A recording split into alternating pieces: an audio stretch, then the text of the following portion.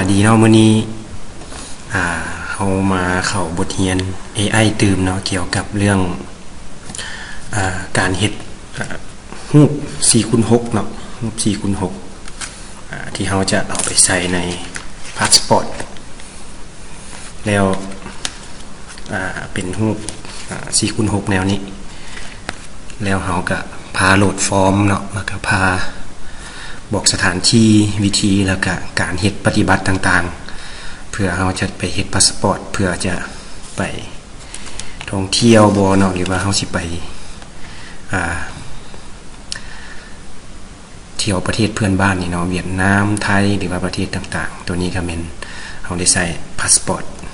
โอเคเริ่มต้นเลยเนาะก็เข้ามาที่ Google ของเฮานี่เนาะเพื่อว่าเฮาจะเฮ็ดนำใช้ AI เนาะเข้าในการเฮ็ดเวียกกับยุคปัจจุบันนี้เนาะก็คือก่อนอื่นเบิดก็เข้ามาที่ Google นี่ก่อนเนาะปึ๊บแล้วโปรแกรมเนาะที่เฮาใช้เนาะมันซุมื้อนี้มันง่ายแล้วเนาะบ่จำเป็นต้องเข้าไปหาถ่ายรูปหรือว่าไปอันนี้ก็ได้เนาะเฮาสามารถเฮ็ดเองได้เว็บที่เฮาใช้นี่แม่น Cutout Pro เนาะ Cutout Pro ปึ๊บโอเคตัวนี้เนาะโอเคCutout Proคลิกไปเลยเนาะ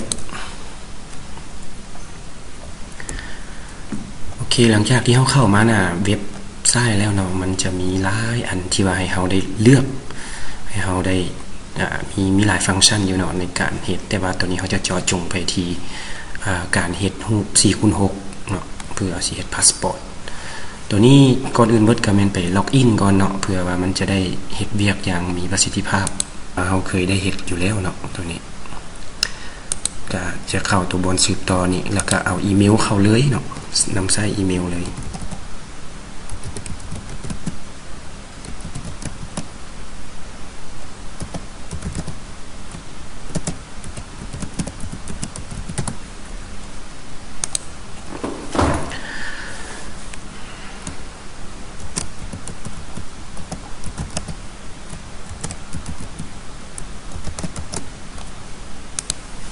ถ้าว่าเฮาใช้อยู่อันคอมของเฮาเองก็คิดว่าคือสิบ่ได้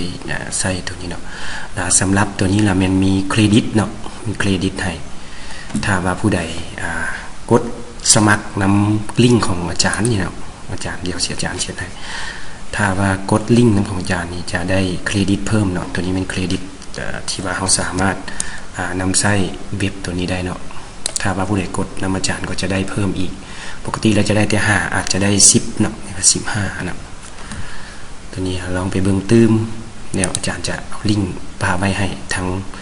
ด้านลุ่มของคอมเมนต์เฮาเข้ามา Product ของมันนี่เนาะแท็บ Product นี่เนาะปึ๊บจากนั้นก็เลื่อนมาใส่คำว่า Passport Photo Makerโอเคเนาะเข้าหน้าต่างนี่เลยนะเนาะมันจะเห็นพรีวิวอยู่บนนี้แล้วพรีวิวในการใส่จะมีทั้งของผู้ชายผู้หญิงแล้วก็เด็กน้อยเนาะเด็กน้อยนะแต่ว่ามื้อนี้จะแสดงให้เบิ่งอยู่2ตัวอย่างก็คือว่าสิโอเคแล้วเนาะปึ๊บคลิกเข้าไปอัปโหลดโอเคปึ๊บอันนี้มันเดี๋ยวจะอธิบายเติมเนาะหลังจากโหลดหลังจากที่เฮาสำเร็จแล้วเบิดแล้วรูปแล้วหยังเฮาเนาะแล้วก็ว่าเฮาสิไปเฮ็ดจังได๋เนาะขั้นตอนการเฮ็ดเสียงกันเท่าใดแม่นเบิ่งตื้มเนาะตัวนี้แม่นนักเรียนของเฮานี่แหละเนาะ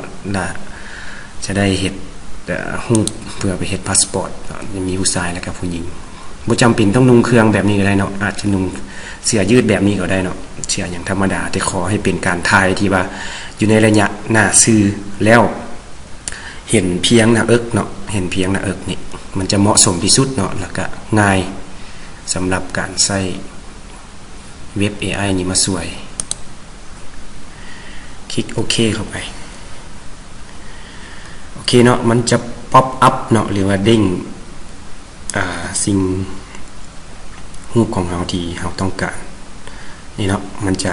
เดินมาไดคัทเนาะหรือว่าตัดภาพพื้นหลังออกก่อน ตัวนี้เป็น 3.5 คูณ 4เนาะตัวนี้ 3.5 คูณ 4ตัวนี้สำหรับ4คูณ 6นี่เขาก็เรือนหาตื้มเนาะนี่ตัวนี้มันนะพาสปอร์ตของแต่ละประเทศนี่เนาะเขาเรียนเบิ่งมันก็อยู่ในนี่แหละเนาะว่าเขาจะเอาบอลใดมักบอลใดส่วนหลายแล้วก็บ่มีหยังต่างกันเนาะใกล้เคียงกันทั้งเบิดเลยเนาะเพราะว่าเป็นมาตรฐานระดับโลกสำหรับรูปของพาสปอร์ตส่วนใหญ่แล้วอาจารย์ก็เลือกตัวนี้3คูณ 4ก็ได้แล้วเขามาขยายเติมตัวนี้เนาะถ้าบ่ได้อยากได้4คูณ 6เนาะก็เป็นตัวนี้คือกันเนาะพวก4จุดปลายนี่เนาะมาโอเคเขาได้ชี้เลยบัดนี้เขาต้องการที่จะเปลี่ยนเนาะเปลี่ยนสูตรก็เป็นเปลี่ยนตัวนี้ให้เป็นรูปที่ทางกรมกงสุลของกระทรวงการต่างประเทศต้องการเนาะเป็นปึ๊บคลิกมาใส่ตัวนี้อันนี้เป็นสูตรที่เขาเลือกได้เนาะเป็นสูตรมาตรฐานตัวนี้มันใช้สำหรับผู้ชายเนาะตัวนี้ใช้สำหรับผู้หญิงตัวนี้ใช้สำหรับเด็กน้อยอาจารย์เลือกเป็นโอเคเน็กไทสีฟ้าซะเนาะ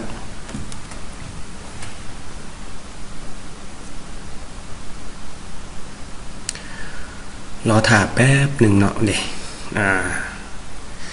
คือได้เนาะใกล้เคียง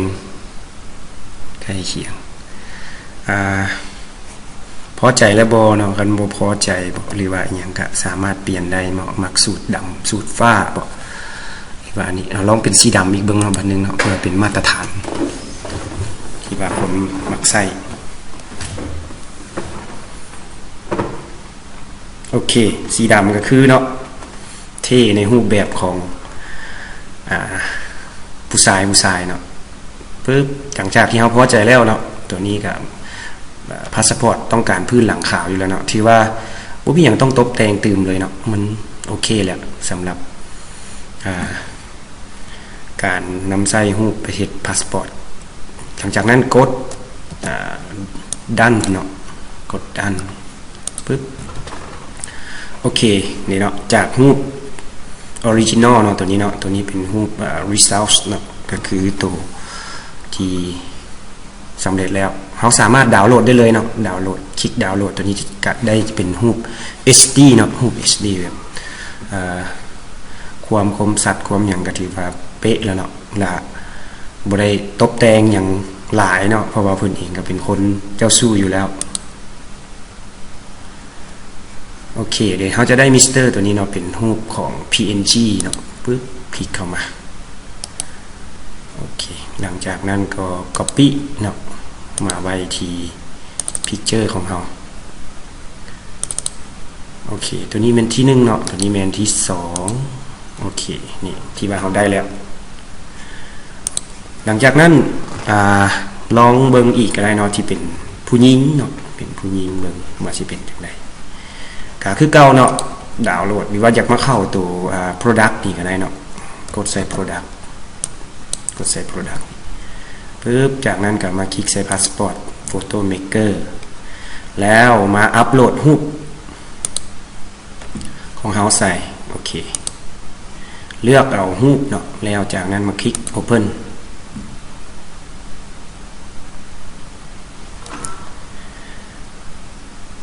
ตอนนี้มันไดคัตเนาะหรือว่าตัดรูปพื้นหลังออกโอเคนี่จะตัดพื้นหลังออกแล้วก็มีการปรับน้อยนึงเนาะแต่ว่าทุกๆโครงสร้างเนาะก็ยังอยู่เนาะความละเอียดตัวนี้เราสามารถไปปรับเติมได้เนาะหรือว่าบ่ปรับก็ได้เนาะสามารถนำใส่ได้เลยโอเคสำหรับสูตรของผู้หญิงเนาะแม่นเราต้องเลือกมาใส่อยู่บนสูตรเนาะบนสุดเครื่องปึ๊บคลิกใส่แล้วเลือกใส่ว่า women เนาะ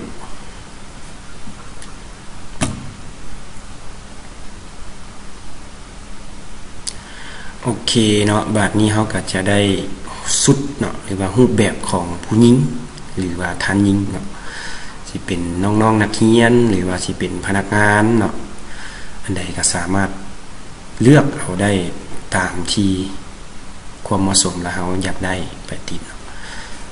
ตัวนี้ส่วนใหญ่ก็สิแม่น2อันนี้เนาะ2อันนี้ที่ว่าได้นำใส่เรื่อยๆอาจารย์เลือกเอาตัวที่1เนาะ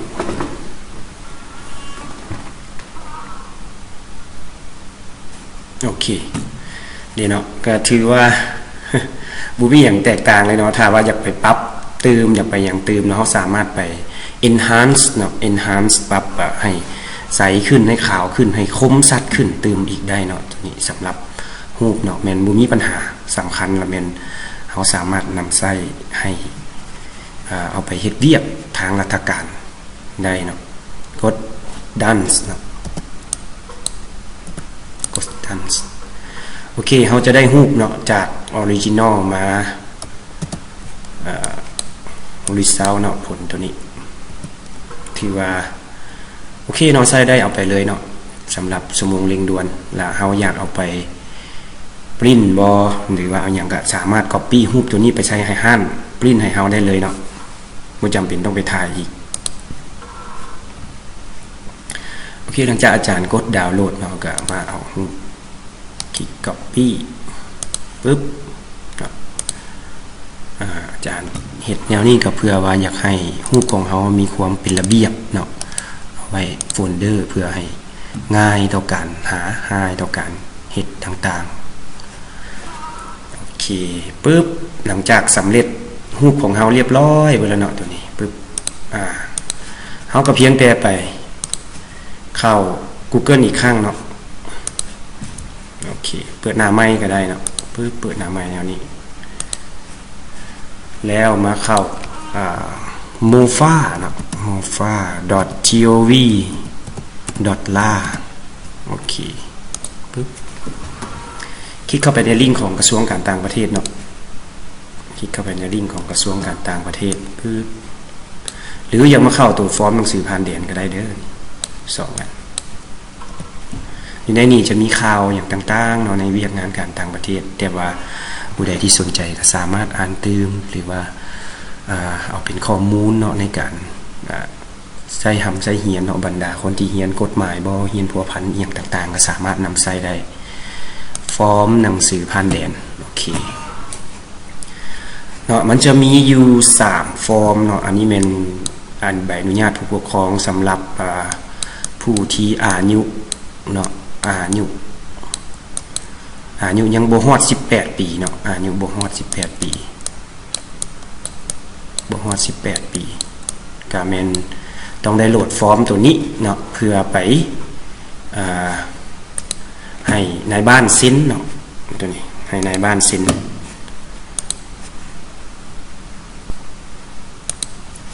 โอเคตัวนี้เนาะก็สำหรับพ่อสำหรับแม่เนาะที่ว่าต้องการเอาให้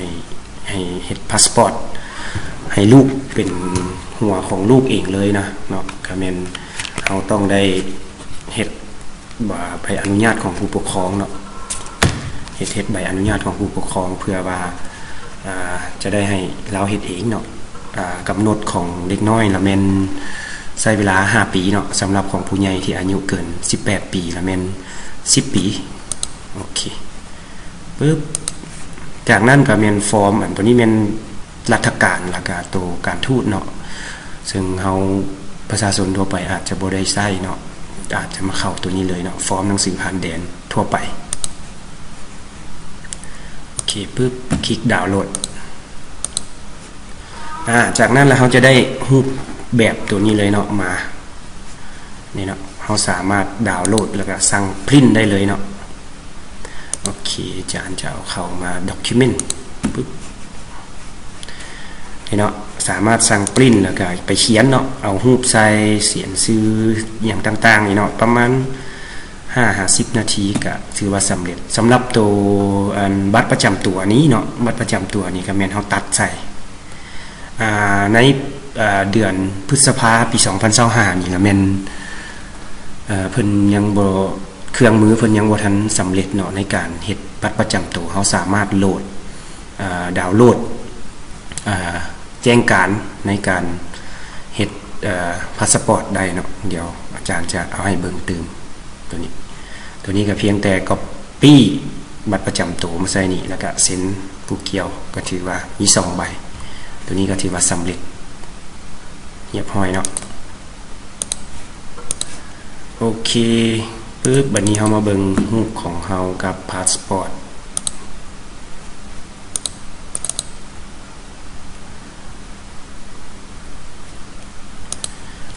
ถ้าเปิดเป็น PDF นี่ก็คือสีบ่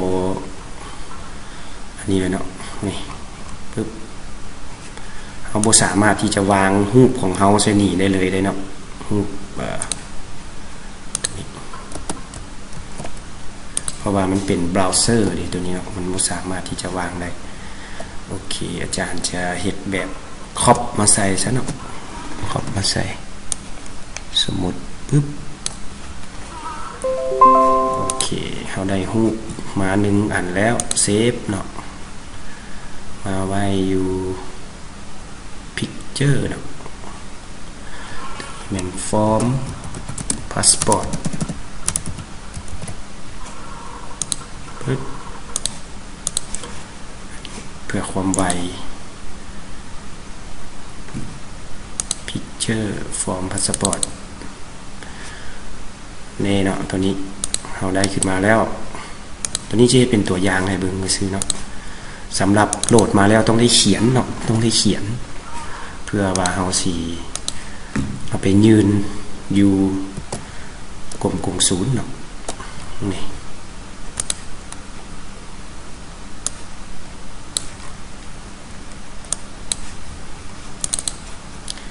โอเค in front of text ปึ๊บ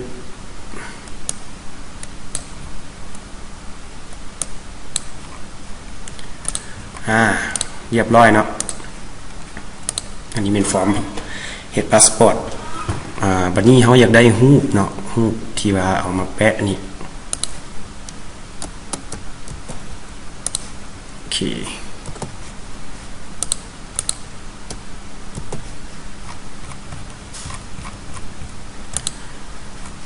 รูปนี้เราเอาขึ้นมาด้านถึงก่อนฟันออบเจกต์ปึ๊บ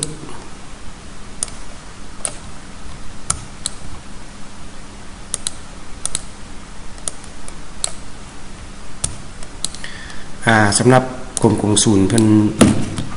ต้องการรูป2ใบเนาะเขาอาจจะเฮ็ดแต่4-6เฮ็ด6ใบก็ได้เนาะบ่จำเป็นต้องเฮ็ดฮอตโหลนึงเนาะมันต้องการแต่6ใบพาสปอร์ต1หัวโอเคเนาะตัวนี้แม่นถือว่าสำเร็จเนาะแล้วก็ไปจำการในบ้านอันเดียวก็สามารถเรียบห้อยเนาะเฮาก็สามารถเอารูปนี้ใส่บอกหรือว่าเอาไปปริ้นแล้วก็เอามาติดได้เลยเนาะเขียนอย่างต่างๆชื่อแล้วก็นามสกุลเนาะชื่อลาวแล้วก็ชื่อภาษาอังกฤษหลังจากนั้นเนาะเขาจะเฮ็ดจังได๋ต่อเนาะหลังจากที่ว่าเขาสำเร็จฟอร์มเรียบร้อยแล้วเนาะสำเร็จเบิดมีบัตรประจำตัวเซ็นในบ้านเนาะแล้วมีรูปเฮาใส่ตัวนี้ตัวก๊อปปี้เนาะอาจารย์ได้เฮ็ดแล้วก็เฮาก็สามารถไปกรมกงสุลได้เลยเนาะเฮ็ดเวียกวันจันทร์ถึงวันศุกร์ก็เฮามีแต่ไปสถานที่เลยเนาะสถานที่แม่นอยู่นี่เนาะสีบุญเฮืองนี่เนาะสีบุญเฮืองกระทรวงการต่างประเทศกรมกงสุลเนาะไปวันจันทร์หาวันศุกร์เริ่มเฮ็ดเวียก 8 โมงจนฮอด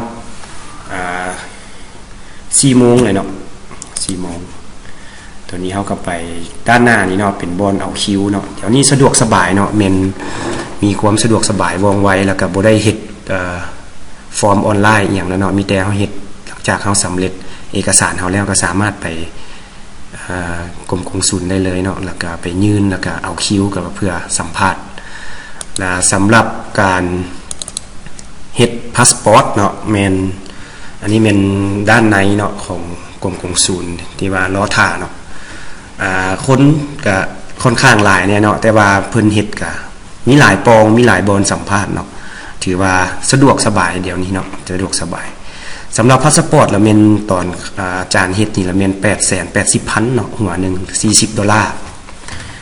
โอเค$40เนาะ$40สำหรับธรรมดาเนาะเป็นหัวธรรมดาสำหรับ$60นี่ละแม่นเป็นe-passport เนาะ e-passport มันจะมีอยู่40หน้าเนาะตัวนี้แล้วก็มีอัน ชิปอยู่ทางไหนนั่นนำเนาะนะขึ้นนำความสะดวกว่าเราต้องการแบบใดเนาะสำหรับอาจารย์เองก็บ่ได้ไปต่างประเทศไกลเนาะก็เฮ็ดแบบธรรมดานี่ก็ได้เนาะ$40สำหรับนี่เป็นรายละเอียดถ้าว่าเราต้องการด่วนเนาะอันนี้เราต้องการด่วนนี่ซูมเข้าไปถ้าว่าด่วน1วันนี่ละแม่น1ล้านกีบเนาะ1วันถ้าว่าด่วน3วันนี่500,000กีบถ้าว่าด่วน5วันนี่300,000กีบเนาะสำหรับอาจารย์ละแม่นเอาแบบธรรมดาเนาะก็คือ2อาทิตย์เนาะ2อาทิตย์หรือว่า10วันราชการ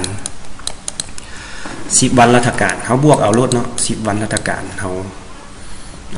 คันเฮาบ่ฟ้าวบ่ฟังหยังก็สามารถที่จะเฮ็ดแบบธรรมดาก็เป็นไปได้เนาะเฮ็ดแบบธรรมดาโอเคสำหรับคลิปนี้ก็ถือว่ายาวสมควรเนาะเฮ็ดให้เฮาได้เฮ็ดทางภาษาดำไส้ AI เข้าในการเฮ็ดชีวิตประจำวันเฮาเนาะแล้วก็เฮ็ดพาสปอร์ตเนาะเพื่อเฮาสิได้รับโอกาสในการ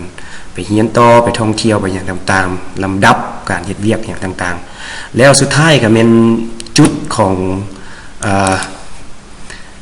บอนเฮ็ดนั่นก็แม่นอยู่สีบุญเฮืองนั่นแหละเนาะสีบุญเฮืองอยู่แถวอนุสาวรีย์เลยเนาะโอเคเพื่อทาน